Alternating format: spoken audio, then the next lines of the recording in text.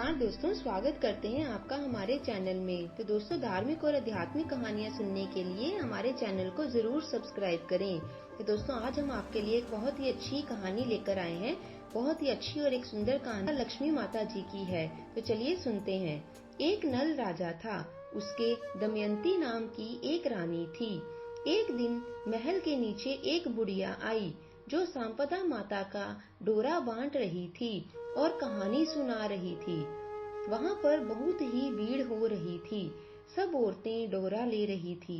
रानी ने ऊपर से देखा और दासी से बोली कि नीचे ये कौन सी भीड़ लगी हुई है और क्या चीज बिक रही है। तो वह देखकर आई और बोली कि एक बुढ़िया सांपदा का डोरा बांट रही है जिससे धन लक्ष्मी होती है।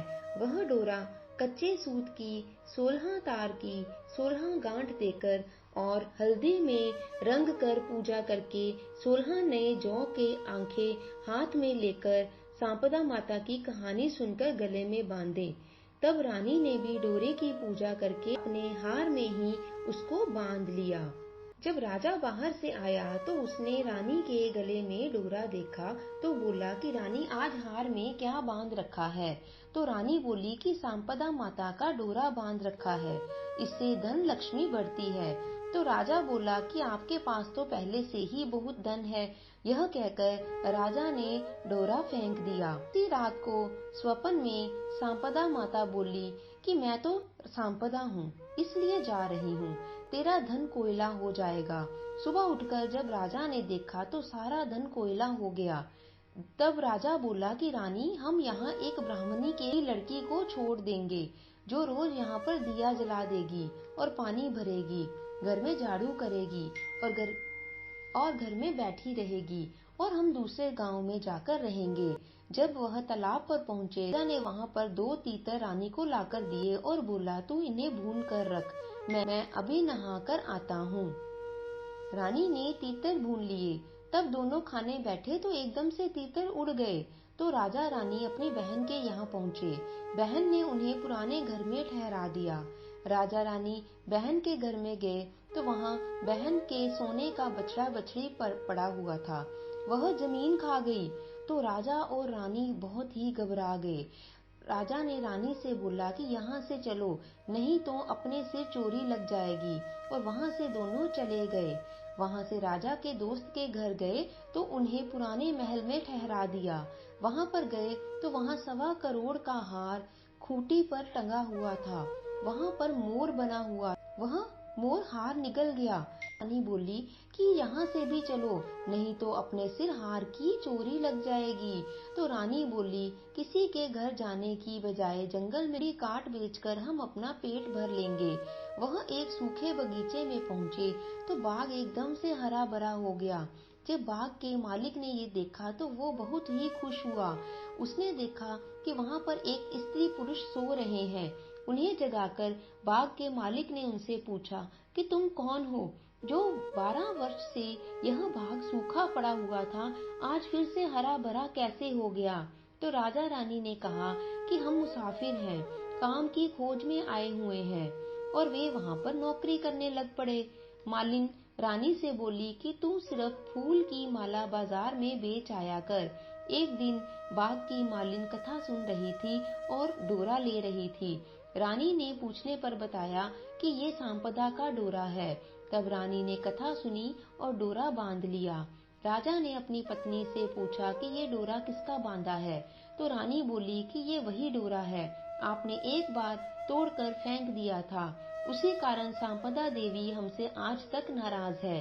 रानी बोली, यदि सांपदा माता सच्ची है तो हमारे दिन फिर पहले जैसे ही लौट आएंगे और हो सकता है हमें अपना राजमहल वापस मिल जाए।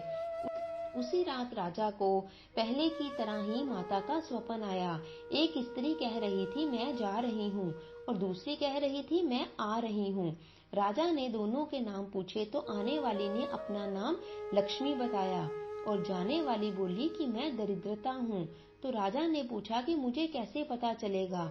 तब सांपदा माता बोली कि जब सुबह कुएं से जल भरने जाएगा तो पहली बार जो निकलेंगे, दूसरी बार में हल्दी का गांठिया निकलेगा, तीसरी बार में कच्चा सूत निकलेगा तो समझ जाना कि सांपदा माता ने तुम्हें खूब सारा धन दिया है। फिर राजा रानी से बोले कि वह हमारे 12 वर्ष अब पूरे हो गए हैं और अच्छे दिन आ गए हैं, इसलिए हम अपने घर जा रहे हैं। तब मालिन ने उन्हें बहुत सारा धन दिया। वहां से वह अपने दोस्त के यहाँ पहुँचे तो दोस्त ने राजा को अपने नए महल में ठहराया।